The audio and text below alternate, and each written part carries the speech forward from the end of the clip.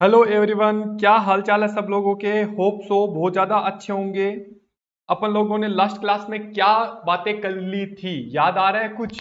Sir एकदम याद आ रहा है। सर आपने हमें इकोनॉमिक्स के बारे में बता दिया था कि इकोनॉमिक्स क्या होती है।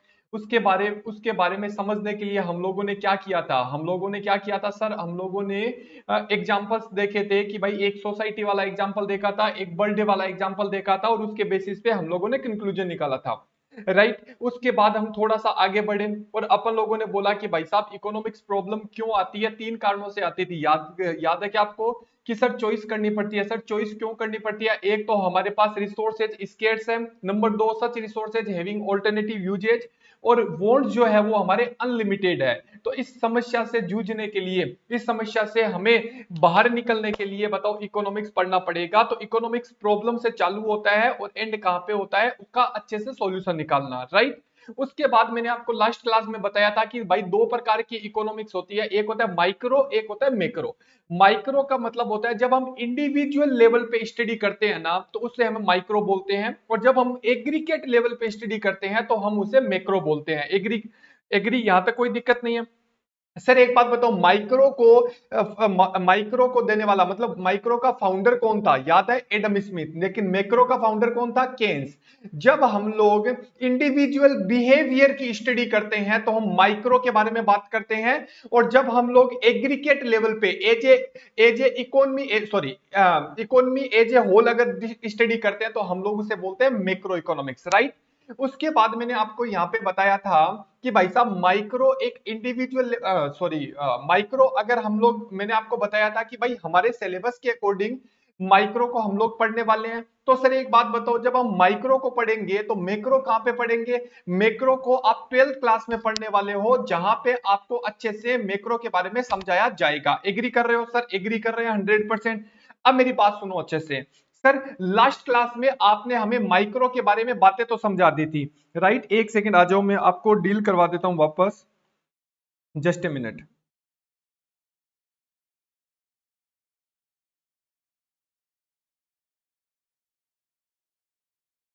ये लो दोस्तों, अगर हम बात करें तो लेक्चर नंबर 3 अपन लोगों ने डील किया था, और हम लोग एक बार वापस है ना रिवाइज करेंगे। जब रिवाइज करेंगे ना तो चीजें अच्छे से और अच्छे से समझ में आ जाएगी।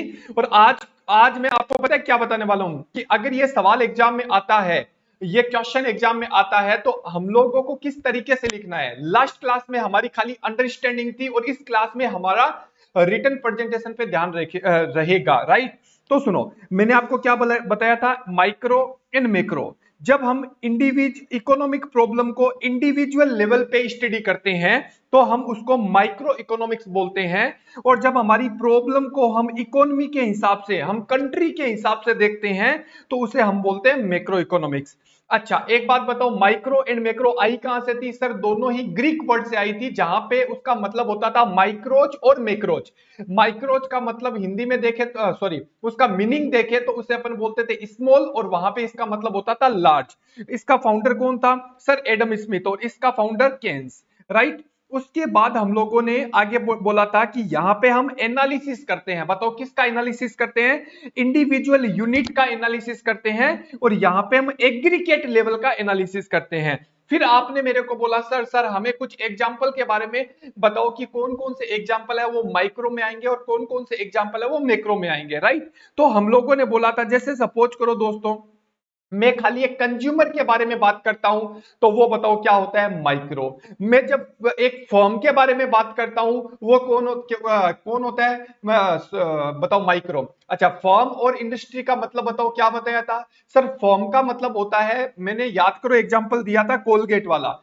जब मैं कोलगेट की बात करूं तो वो माइक्रो है, लेकिन पेस्ट बनाने वाली सारी कंपनियों को ग्रुप बना दूं और ग्रुप के बारे में बात करूं तो वो बताओ क्या है? सर वो इंडस्ट्री बन जाती है। तो मैं जब इंडस्ट्री की बात करता हूं तो वो मैक्रो बन जाता है, लेकिन मैं खाली एक कंपनी की बात करता हूं तो वो क्या बन जाती है? माइक्रो। और अगर हम लोग एग्जांपल इधर ले तो हम एग्रीगेट डिमांड, मतलब मैंने बोला राम तेरी डिमांड क्या है, तब तो है माइक्रो। मैंने बोला पूरे इंडिया में डिमांड क्या है, वो बन जाता है मैक्रो। उसके बाद पूरे इंडिया का कंजम्पशन क्या है? मैक्रो।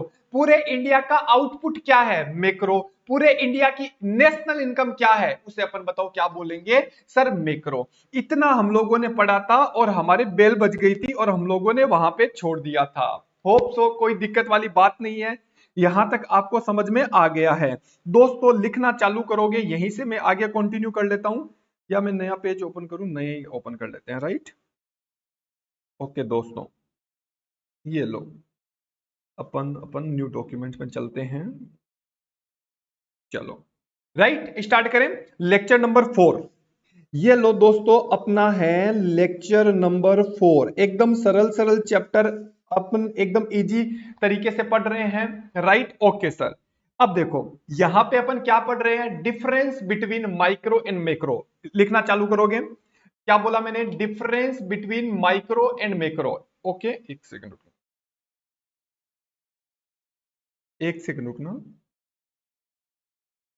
राइट। स्टार्ट करो दोस्तों। सबसे पहले हेडिंग डालो, आप क्या हेडिंग डालोगे, डिफरेंस बिटवीन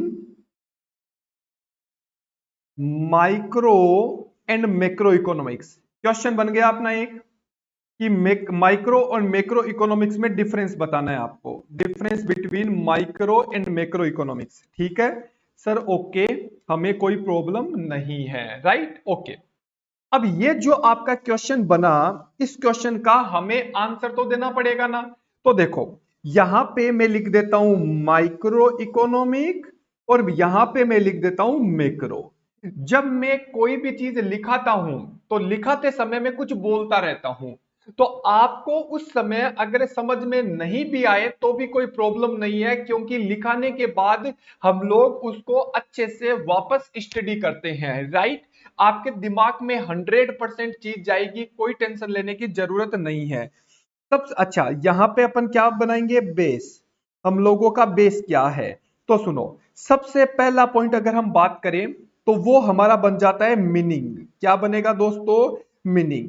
मेरे को बताओ एग्जाम में जब आएगा तो आपको अच्छे से लिख के आना पड़ेगा, सर मीनिंग क्या है, ध्यान से सुनना। ये बोलता है, अभी लिखो, it is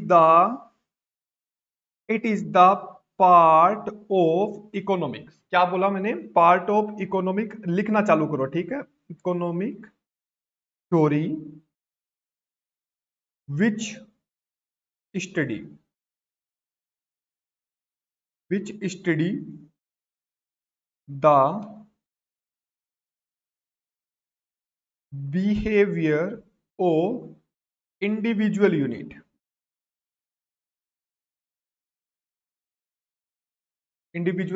of an economy.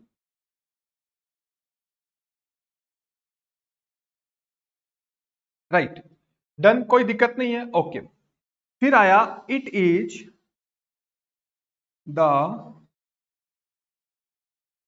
Part of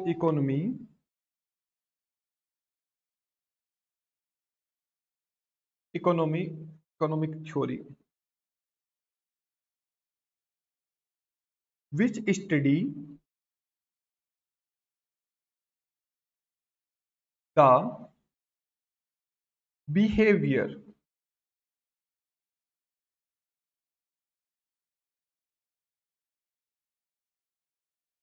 behaviour of aggregate unit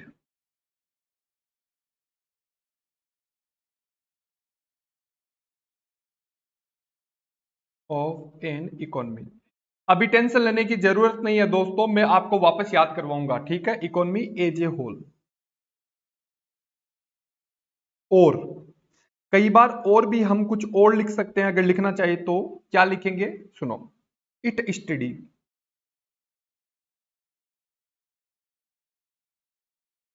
it study economics it study economic problem at the level of individual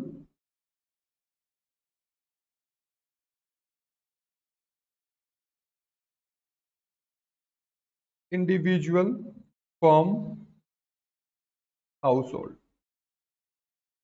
आपको बस खाली लिखना है, अभी दिमाग नहीं लगाना, ठीक है। और यहां पे हम लोग इट स्टडी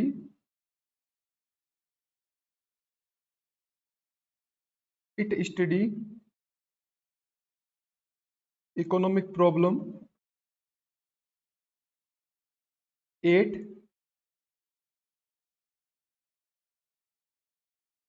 एज ए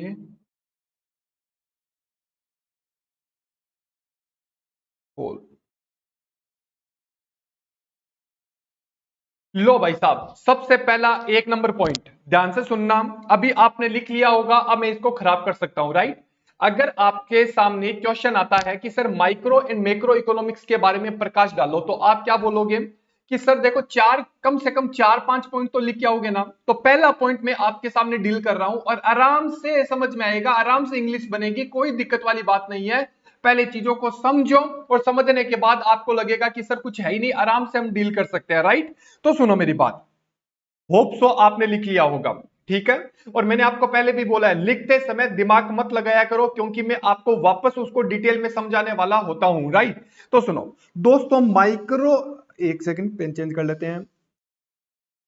देखो दोस्तों, माइक्रो एंड मैक्रो के अगर बारे में बात करें, तो मैंने आपको लास्ट क्लास में भी बोला है और मैं इस क्लास में भी बोल रहा हूं कि माइक्रो एंड मैक्रो का मतलब क्या होता है। देखो आई, यहां पे आई नजर आ रहा है ना, आई का मतलब बताओ क्या। अब मैं इसको खराब कर रहा हूं। आई का मतलब बताओ क्या होता है। सर आई का मतलब होता है इंडिविजुअल। क्या नाम होता है बताओ, इंडिविजुअल। और ए का मतलब बताओ क्या होता है। सर ए का मतलब होता है एग्रीगेट। जब हम इंडिविजुअल लेवल पे स्टडी करते हैं तो वो माइक्रो बन जाता है, जब हम एग्रीगेट लेवल पे स्टडी करते हैं तो वो मैक्रो बन जाता है। पहले मेरे को बताओ, समझ में आ गया। दोनों को अगर गौर से देखा जाए और एनालिसिस किया जाए तो दोनों के नाम में ही आपका डिफरेंस है, और खाली आई और ए का डिफरेंस है। आई का मतलब आई का मतलब इंडिविजुअल लेवल और ए का मतलब एग्रीगेट लेवल। तो सुनो, इट इज, जब हम लोग देखो, it is the part of economic theory.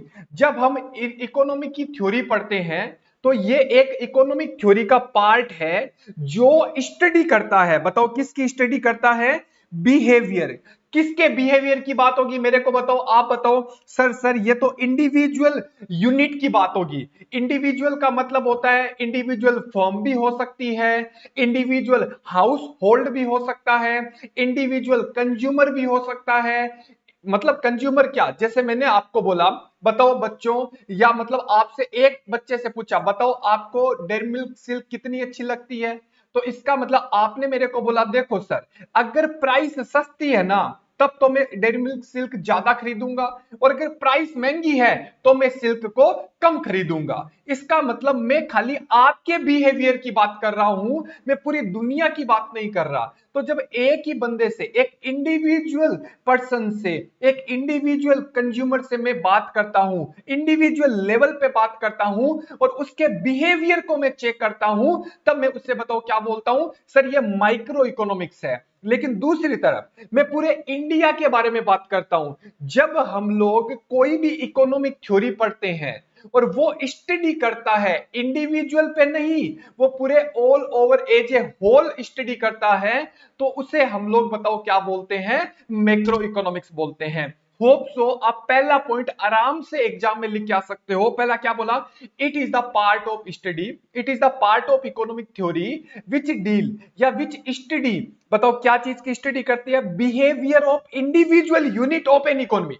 एक इकोनॉमी में अगर मैं इंडिविजुअल की बात करूं तब तो वो बताओ क्या बन जाता है, माइक्रो। और उसी इकोनॉमी में एज ए होल में बात करूं तो वो बताओ क्या बन जाता है, मैक्रो। जैसे सपोज करो दोस्तों, अगर हम कुछ भी बात करें, जैसे मैंने आपको बोला, क्या आपको रेस्टोरेंट में जाना अच्छा लगता है क्या, क्या आपको जोमेटो में ऑर्डर करना अच्छा लगता है क्या, क्या आपको पिज्जा अच्छा लगता है क्या।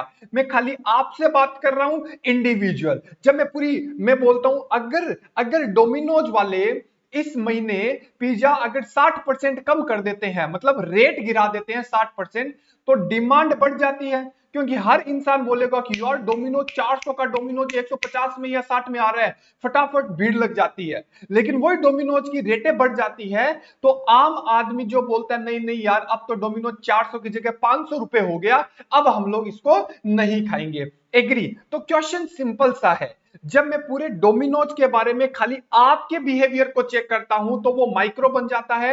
और अगर डोमिनोज पूरे पूरे इंडिया लेवल पे बात करती है कि अगर हम प्राइस गिरा दे तो पूरे इंडिया में उसकी डिमांड क्या होगी, तो उसे हम लोग बताओ क्या बोलते हैं, मैक्रो इकोनॉमिक्स की बात करते हैं। मेरे को बताओ समझ में आया या नहीं आया? सर आ गया।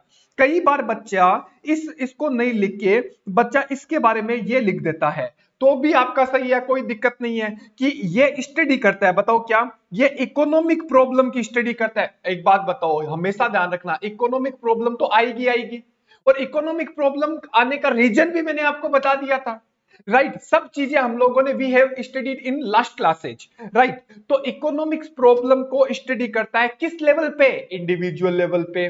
अब इंडिविजुअल फर्म हो गई। अब कोई भी चलता फिरता आदमी आपसे पूछे फर्म क्या होती है, तो आप क्या बोलोगे, एक पर्टिकुलर कंपनी। लेकिन इंडस्ट्री क्या होती है कि ऐसे ही प्रोडक्ट बनाने वाली सारी कंपनियों का मैं ग्रुप बना दूं, तो वो बताओ क्या बन जाता है, इंडिविजुअल। इंडिविजुअल नहीं बन के वो इंडस्ट्री बन जाती है। एग्री कर रहे हो नहीं कर रहे हो? हाउस होल्ड, मैंने आपको बोला बताओ आपके घर का खर्चा कितना है, कोई बोलता है मेरे 20,000 रुपए खर्चा लगता है, कोई बोलता है मेरा 50,000 रुपए का खर्चा लगता है, कोई बोलता है मेरे 1,00,000 रुपए का खर्चा लगता है। हर एक घर का खर्चा अलग होता है, हर एक घर में कमाई अलग होती है। एग्री कर रहे हो?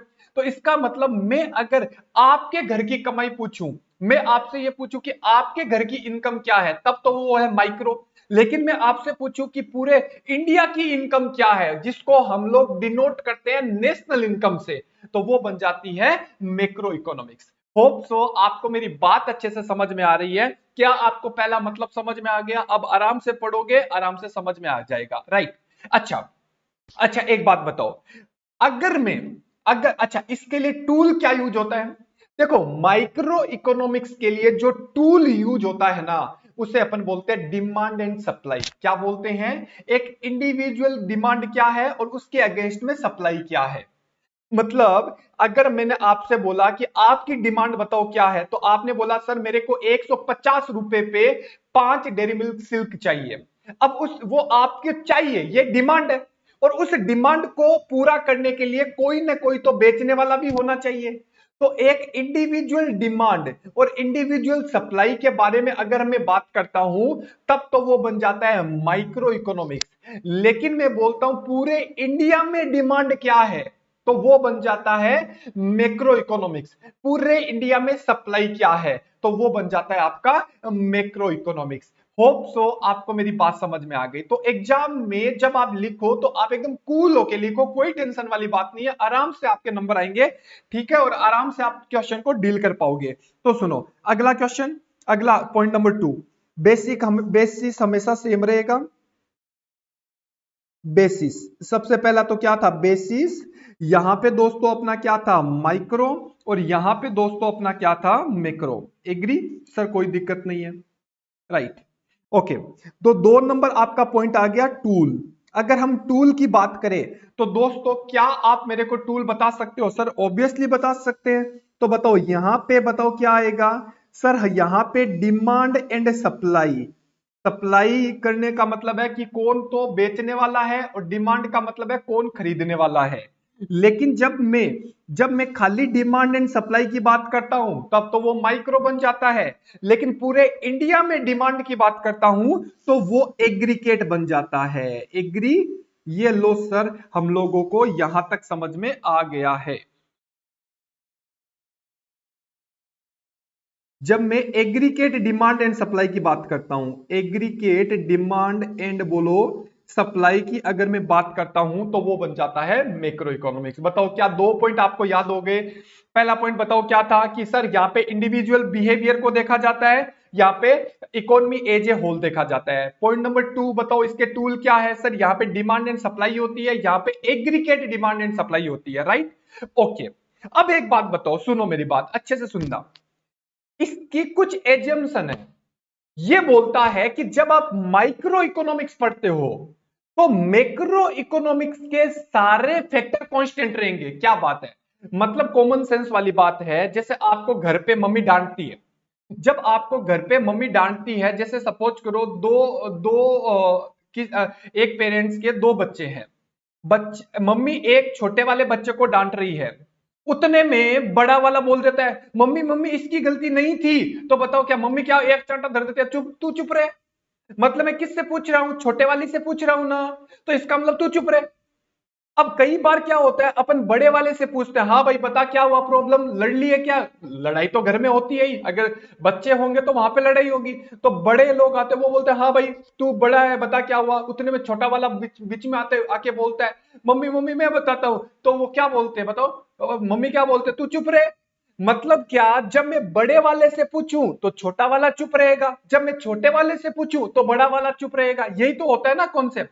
ऐसे ही ठीक माइक्रो एंड मैक्रो का होता है। माइक्रो इकोनॉमिक्स पढ़ते समय हम खाली वो ही फैक्टर को कंसीडर करेंगे जो माइक्रो इकोनॉमिक्स के है। जब हम माइक्रो इकोनॉमिक्स को पढ़ेंगे तो हम मैक्रो इकोनॉमिक्स के बारे में कुछ ध्यान नहीं रखेंगे, वो हमारा कांस्टेंट रहेगा। मतलब वो चुपचाप से रहेगा। मतलब सुनो, जब माइक्रो वायलेंट होगा तो मैक्रो साइलेंट होगा। और जब अब बताओ, और मैक्रो जब वायलेंट होगा तो माइक्रो बताओ क्या होगा, साइलेंट होगा। ये तो हमारा मारवाड़ी तरीका है समझने का। अब एग्जाम में कैसे लिखोगे उसको हम डील कर लेते हैं। Right everybody clear, okay sir. तो बताओ 3 नंबर, यहां पे है basic assumption. Basic assumption,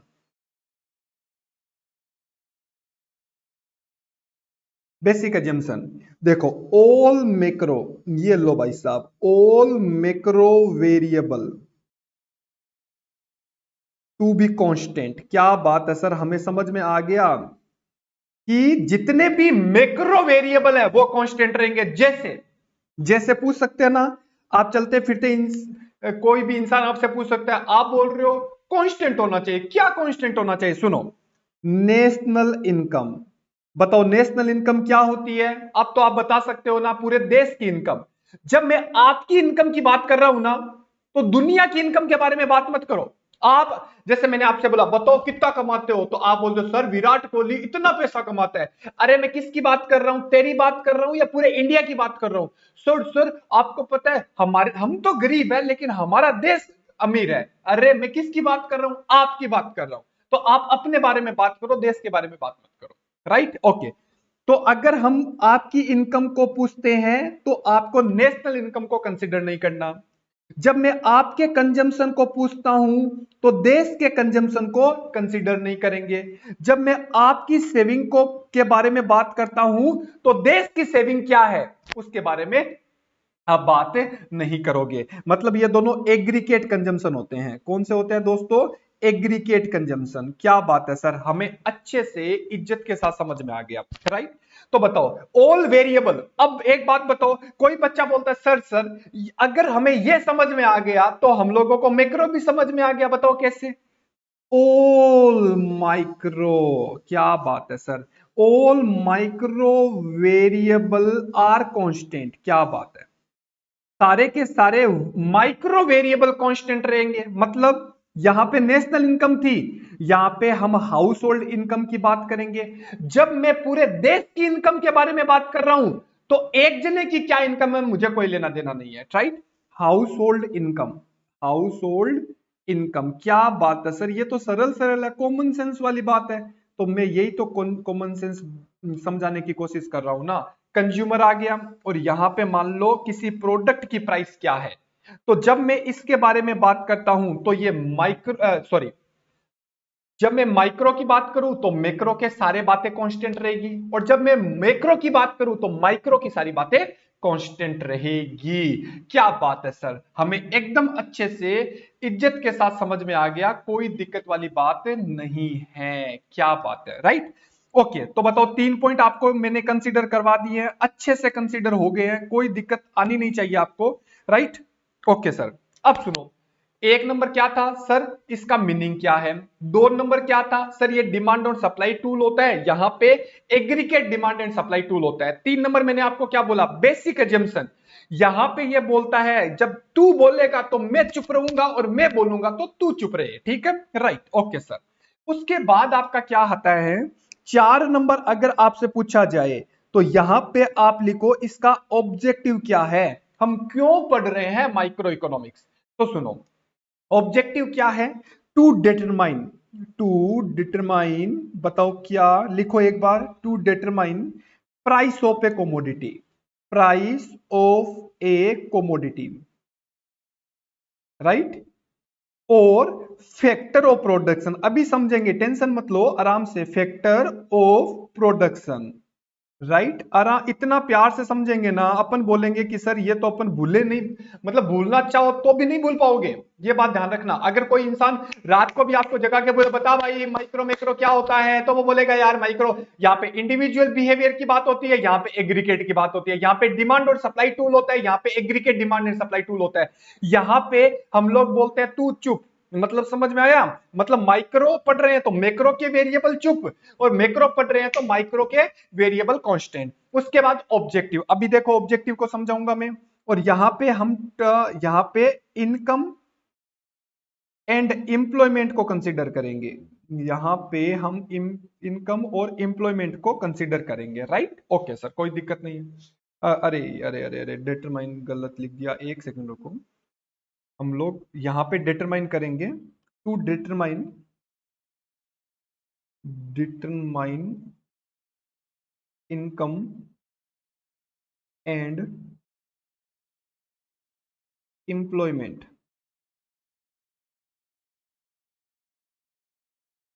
of the economy. लो भाई साहब, 4 नंबर पॉइंट आपका तैयार है, 4 नंबर पॉइंट आपका तैयार है। सर इसका मतलब क्या है, ध्यान से सुनो दोस्तों, अच्छे से समझना क्या बोला मैंने, ध्यान से इसको अच्छे से समझना पड़ेगा। मैंने क्या बोला यार, एक बात बताओ, अपन माइक्रो एंड मैक्रो पे इतना फोकस क्यों कर रहे हैं, क्योंकि यार आपको जब तक माइक्रो एंड मैक्रो में डिफरेंस ही समझ में नहीं आएगा तो चैप्टर को भगाने से मतलब क्या है, समझ रहे हो आप मेरी बात। पहले तो एकदम एकदम 100% क्लियरिटी कर दो माइक्रो एंड मैक्रो, राइट, और वही मेरा मुद्दा है, और वही मैं चाहता हूं, वही मेरा इंटेंशन है कि अच्छे से चीज समझ में आ जाए, कभी भी एग्जाम में है तो आप उसको डील कर पाओ, राइट। अब सुनो, समझते हैं, यहां पे आपको डिटरमाइन करना, एक बात बताओ, जब मैं किसके बेसिस पे हूं, जब मैं माइक्रो इकोनॉमिक्स की बात करता हूं तो मैं किसी पर्टिकुलर प्रोडक्ट की, इंडिविजुअल प्रोडक्ट की प्राइस के बारे में बात करता हूं। जैसे सपोज करो ये पेन है, इस पेन की कॉस्ट क्या है, इस पेन की प्राइस क्या है।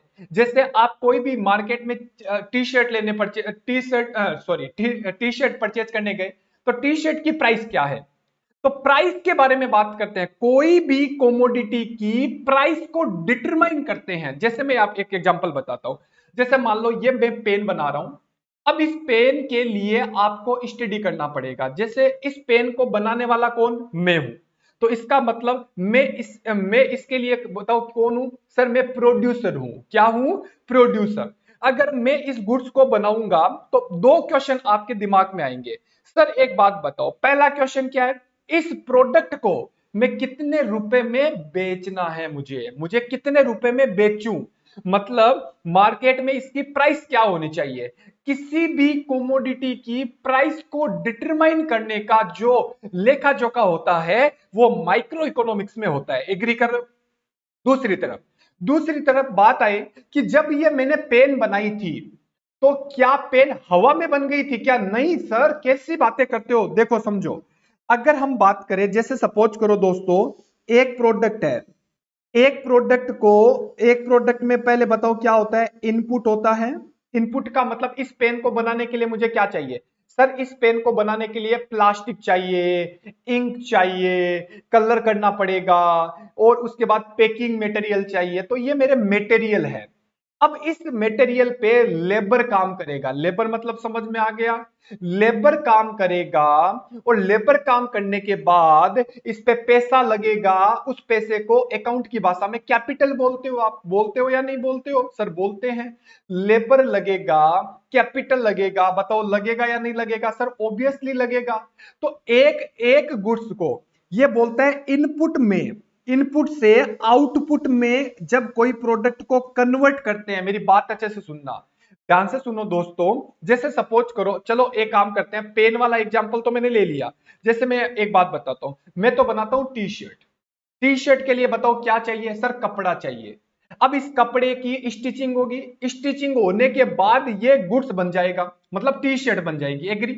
अब इनपुट से आउटपुट में कन्वर्ट करना है। मेरे पास रॉ मटेरियल क्या था सर, कपड़ा था, और कपड़े से मैंने क्या बना दिया सर, मैंने फाइनल गुड्स बना दिया। उस फाइनल गुड्स को बताओ क्या बोलोगे सर, उस फाइनल गुड्स को हम टी शर्ट बोलेंगे। तो एक अच्छा, इस टी शर्ट को हम आउटपुट बोलते हैं। जैसे सपोज करो मेरे पास क्या था सर, मेरे पास रॉ मटेरियल था, इस रॉ मटेरियल से मैंने बताओ क्या बना दी सर, मैंने टी शर्ट बना दी। एग्री कर रहे हो या नहीं कर रहे हैं सर? कर रहे हैं।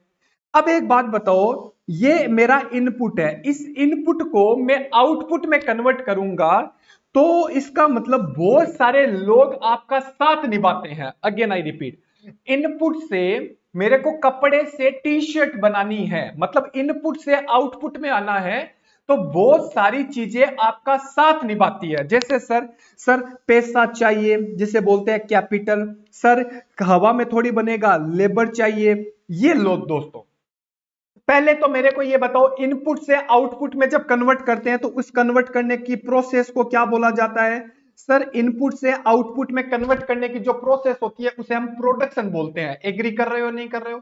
अब जब हम प्रोडक्शन करते हैं तो बहुत सारी चीजें आपका साथ निभाती है। साथ निभाना, साथिया, मतलब कैपिटल ने आपका साथ निभाया, लेबर ने आपका साथ निभाया। जो जो लोग इनपुट से आउटपुट में कन्वर्ट करने के लिए आपका साथ निभाते हैं ना, इसको इकोनॉमिक्स की भाषा में बोला जाता है फैक्टर ऑफ प्रोडक्शन। क्या बोलते हैं दोस्तों? Factor of production, right. जैसे क्या बोलते हैं, कैपिटल एक फैक्टर है, लेबर एक फैक्टर है, और भी बहुत सारी चीजें होती है जो आपके लिए हेल्प कर सकती है। क्या आपको मेरी बात समझ में आई सर? हालांकि अपन इस प्रोडक्शन का चैप्टर अलग से डिटेल में समझने वाले हैं, लेकिन दोस्तों कई बार बच्चा रट के चला जाता है कि फैक्टर ऑफ प्रोडक्शन लिखा हुआ है ना, लिख के आ जाओ। अरे ऐसा नहीं होता, आप रट के नहीं जा सकते, आपको यह समझना पड़ेगा कि फैक्टर ऑफ प्रोडक्शन क्या होता है। तो देखो, पहले मैंने क्या बताया, इनपुट से आउटपुट में कन्वर्ट करने की जो प्रोसेस होती है उसे हम बताओ क्या बोलते हैं सर? उसे हम बोलते हैं, बताओ बताओ बताओ क्या बोलते हैं सर? उसे हम बोलते हैं प्रोडक्शन। अब प्रोडक्शन हवा में तो होगा नहीं, प्रोडक्शन करने के लिए बहुत सारे लोग आपका साथ निभाते हैं।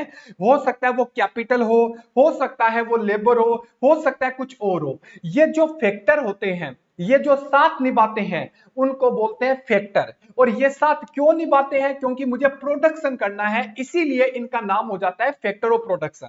अब इस फैक्टर ऑफ प्रोडक्शन की कॉस्ट क्या रहेगी, कितना पैसा लगेगा? जब हम हर एक फैक्टर के बारे में बात करते हैं, मैं कैपिटल फैक्टर के बारे में बात करता हूं, मैं लेबर फैक्टर के बारे में बात करता हूं, तो इसके बारे में जब स्टडी करते हैं तो उसे बोलते हैं माइक्रो इकोनॉमिक्स। क्या बात है सर, इतना गहन अध्ययन, मतलब इतना डीपली स्टडी हमें करनी पड़ेगी। यस दोस्तों, अगर आपको इकोनॉमिक्स को अच्छे से पकड़ बनानी है ना, तो आपको इतना डिटेल में जाना पड़ेगा। तो फैक्टर हर एक फैक्टर के बारे में आगे मैं जब पढ़ाऊंगा ना, तो 4 फैक्टर होते हैं, लैंड, लेबर, कैपिटल और entrepreneur.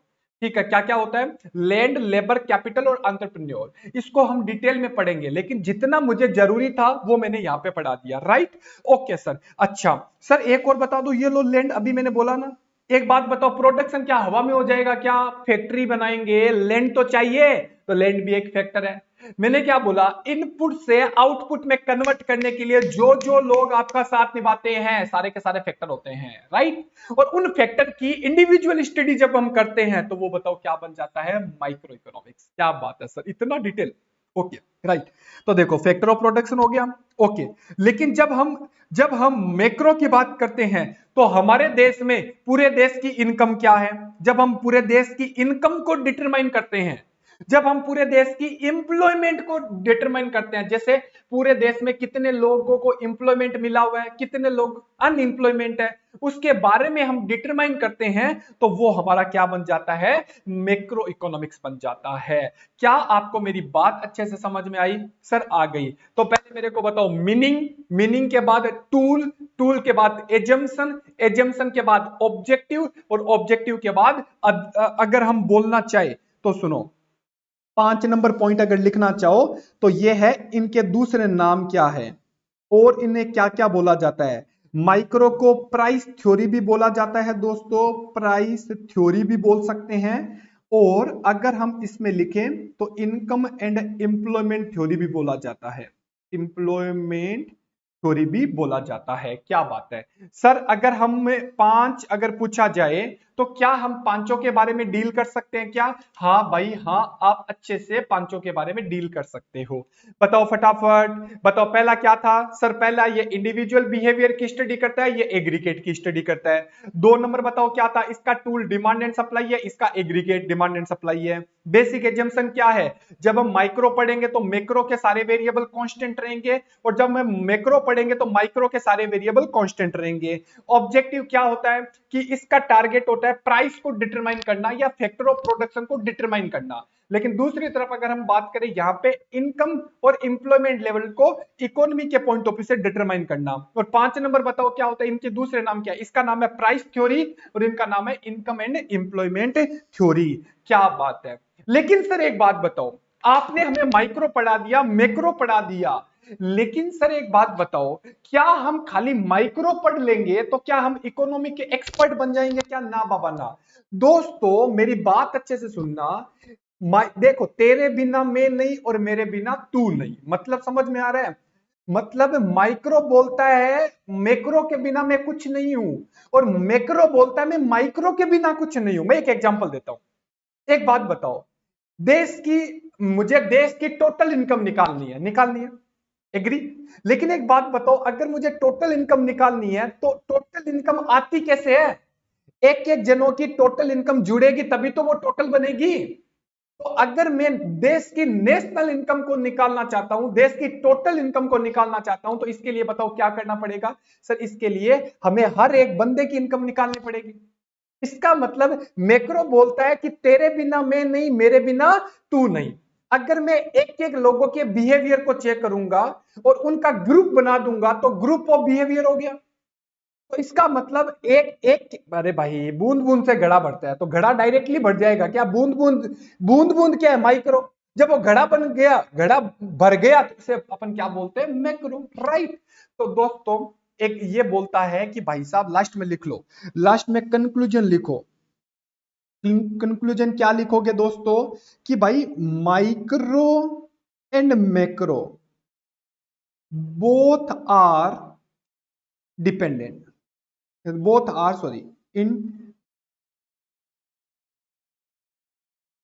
both are dependent to each other, both are dependent to each other. एक दूसरे पे वो बताओ क्या है? डिपेंडेंट है। क्या आपको मेरी बात समझ में आई या नहीं आई? क्लियर? ओके। तो दोस्तों आज की क्लास में इतना ही। अगली क्लास में हम और डिटेल में जाएंगे और अच्छे से पढ़ेंगे और मजा आएगा, बड़ा ही मजा आने वाला है चैप्टर्स में। ये हमारी अंडरस्टैंडिंग वाले चैप्टर है जिसको अच्छे से समझना है। बाय बाय, टेक केयर, अपना ध्यान रखना।